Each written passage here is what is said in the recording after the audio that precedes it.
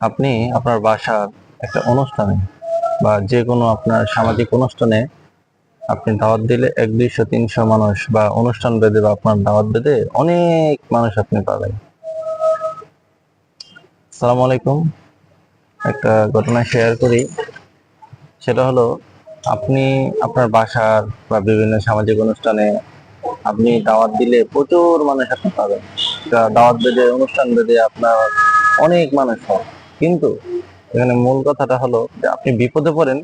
আপনি 100 মানুষের, 200 মানুষের আপনি 10 ভাগ মানুষও পাবেন না, 5 ভাগ মানুষ আপনি পাবেন না।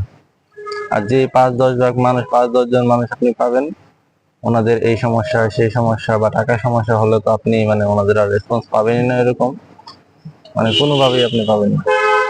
আবার যদি কাউকে না বলে থাকেন, এটা হয়তো ঘটনা আপনার এই সময়ের পরে বা কোনো এক সময় দেখা হলে, যারে ভাই আমি তো এরকম বিপদে ছিলাম, টাকা পয়সা কারো কাছ থেকে চেয়েও পাই নাই, এই সেই এটা সেটা, তখন ওনারা আবার আপনাকে নতুন সুরের এক গান শোনাবে।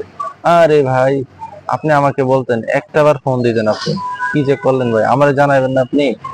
আমারে জানালে তো হইতো ভাই। ধুর, নিয়ে আপনি একটা কাজ করলেন, এরকম একটা বিপদ গেল, আপনার একটা ঝামেলা গেল, আমার একটাবার ফোন দিয়ে জানালেন না আপনি।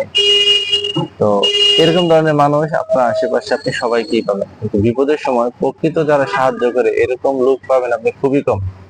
এবং যাদেরকে পাবেন, তারা আপনার ওইরকম ঘনিষ্ঠ কেউ না, পরিচিত কেউ না, রক্তের কেউ না, আত্মীয় স্বজন কেউ না। এরকম মানুষই আপনি একটু বেশি পাবেন আপনার বিপদের সময়। হয়তো অনেকে আপনার, আমি এমন দেখেছি যে জান প্রাণ দিয়ে চেষ্টা করে, অথচ আপনার কেউ না, আপনার রক্তের কেউ না, পরিচিত খুব ক্লোজ ঘনিষ্ঠ বন্ধু বান্ধব ভাই ব্রাদার এরকম কেউ না, কিন্তু আপনার জন্য সে পারে না, তার মানে কলিজারও দিয়ে দেয়। এরকম কিছু মানুষ আছে। তো বিপদে পড়লে কাউকে পাওয়া যায় না, এটা হলো মূল কথা। কারণ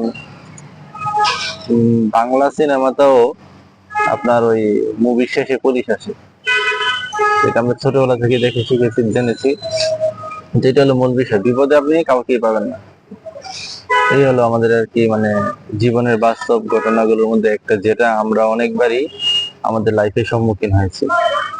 তবে আমি মনে করি বিপদে পড়া দরকার, কারণ না পড়লে আপনার আশেপাশের যে আপনার শুভাকাঙ্ক্ষী কারা বা আপনার বিপদে কারা পাশে থাকে, ওনাদেরকে পাবেন না। আর আপনার আত্মীয় স্বজনের পরিচয় আপনি বিপদে না পড়লে আপনি কখনোই পাবেন না। ধন্যবাদ সবাইকে, ভালো থাকুন, আসসালামু আলাইকুম।